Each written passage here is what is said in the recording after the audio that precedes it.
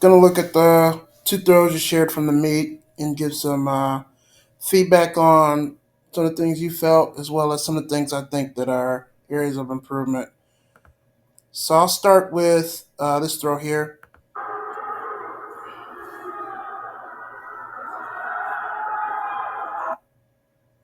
Play one more time.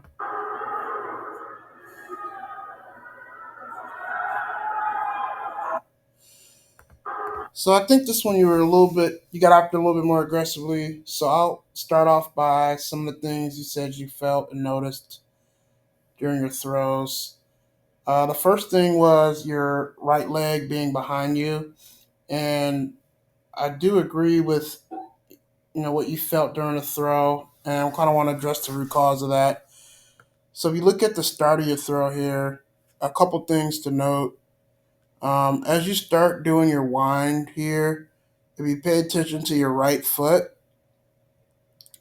and this throw not as much as the other one, but you can kind of see that it slides a little bit um, before you're actually doing your pickup. So again, don't know if the shifting of the weight over to your left side too early. Might want to play around with that. How early you're shifting weight off of your right to your left before the pickup, because that right foot's sliding on this one and the other one. But really, the main issue here with your right lagging is it's too passive. So again, beginning of your throw, you want to feel that stretch between your knees. So you want to actively feel that stretch. And I'm going to have some videos in the comments, in the description rather, on how you can kind of mentally get a cue up for that. But you want to feel that stretch in your hips and between your knees starting off here.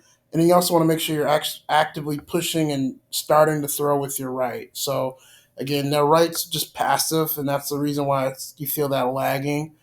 You need to be more active with your right out of the back. So you can see here, you're starting, and that right is just basically lagging behind. It's not actively pushing or driving your entry like it should be. So, again, root cause for that, you want to have an active right in your entry. I'm going to put some drills in the description to help with that, as well as some videos on some of the other coaches talking about that. The other thing you mentioned was your left arm not staying level. Again, if you look at this throw as an example, you can see right here when you're starting that sprint out of the back, it does drop a little bit. On your other throw, you'll notice that it doesn't drop as much. So again, I don't think your left arm dropping is actually something that we need to address right now. I think some of the other stuff I'll come up with is a little bit more important. But again, on this video specifically, it does drop a little bit. In general, like you mentioned, being patient, or what we call that rewrap with your upper body, is definitely something you can improve on. I mean, when you get to this point here, you can see, you're basically starting your finish, and you haven't gotten your hips and stuff into the throw yet. So again, definitely need to be way more patient here, from the sprint to the finish, and let your lower body kind of drive the throw a lot more. Try to get some more momentum out of your throw. I did see you mentioned about being a little bit high on your sprint into the middle. I put some general remarks from Coach Dan on that. Again, I don't think it's an issue. Again, I think some of the other stuff that I noticed will be a lot more bigger drivers as far as getting your distance up. So again, your height, I wouldn't worry about that. I will put some general flexibility stuff for your ankles in the description as well, because again, a byproduct of you trying to get lower, since Krauser is your technical model that we're using, and he does get lower as well, is going to be that angle here of your left knee, when you're starting that sprint. What's your angle of your left knee? Again, if you want to be able to drop that lower to the ground, you're going to need to increase that strength, single leg strength in that position, as well as your ankle flexibility. So, going to put some stuff in the description to help with that as well. Last but not least, you mentioned your sweep. Again, I think in general the sweep is better. Definitely some biomechanic stuff we can improve on. But again, with your right foot lagging behind, I wouldn't take these videos as a starting point of what we would want to change on your sweep. To be honest, again, it has increased over the years. Your radius of your sweep, and you getting more out left, increase that overall general radius. But again, for this one, I don't think it's a good baseline for us to try to address that specifically out of the back. Again, you did mention the finish as well, and you can look at this throw and see in general when you're getting to the finish. Main thing, which I noticed in your other throw as well, is you want to get that left foot down as quickly as possible, and also we want to when you're getting your left foot down, we want to try to get that heel specifically down faster. So you want to try to get into that foot position as soon as possible. That double support, and again with it open. This is kind of close, to be honest. Again, we want to get you with your left heel down in the front as quickly as possible, open, so that you can turn your right side into your left to get more out of your throw. And again, you can see here you're landing still not down. Now it's right at this frame, it's actually down. Your left heel's down, so you can start working into it, and then you can see you're going over your left here. Again, you can look at your right and your hips and stuff. You're not getting too much into it because your right and your hips and stuff are pointed toward the right sector versus towards center or left. So definitely a lot more time. You can apply force to the shot if you're more patient there. Again, the stuff with the finish, again, I think is less important just because of the fact that you're lining up the shot pretty well as far as the placement of it. Again, there's some small stuff that we can do to try to get more out of the finish, but I mean, at this point, I think high level, you're hitting the basic requirements to not impede your throw too much. So I wouldn't worry about the finish per se. More on the footwork side, trying to get your left foot down as quickly as possible. Specifically, trying to get your left heel down as quickly as possible, flat footed, so you can start working into the left side. Um, it's going to be huge for the throw. We'll go to the second one now. You sent over.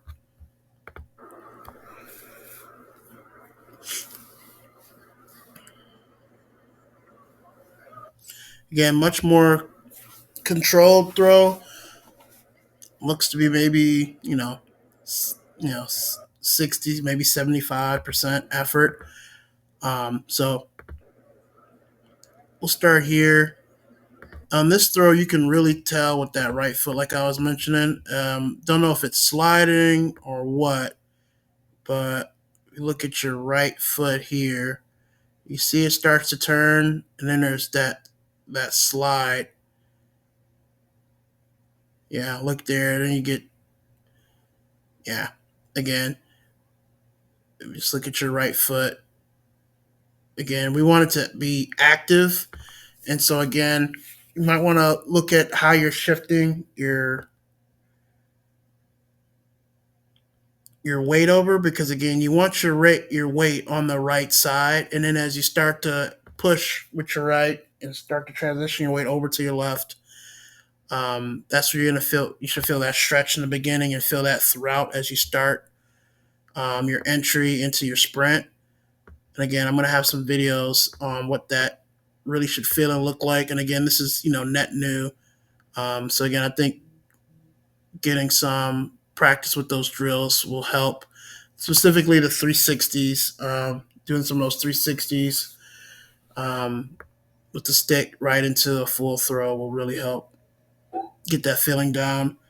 Again, you can look at your sweep here, like you said. You said get your sweep wider sooner. Again, just because of the fact that that right is being passive and is behind, it's not really a good baseline for us reviewing your sweep here. Again, I don't see too much wrong with it other than the fact that you cut in too soon. If you look at where you start at, center here, it's where you want to get your right foot to when you're coming around. You definitely don't get your right all the way back to center. You're coming up quite a bit short. You get your right, your right, is not getting all the way back to center. So that's something we definitely want to make sure we're doing consistently as well.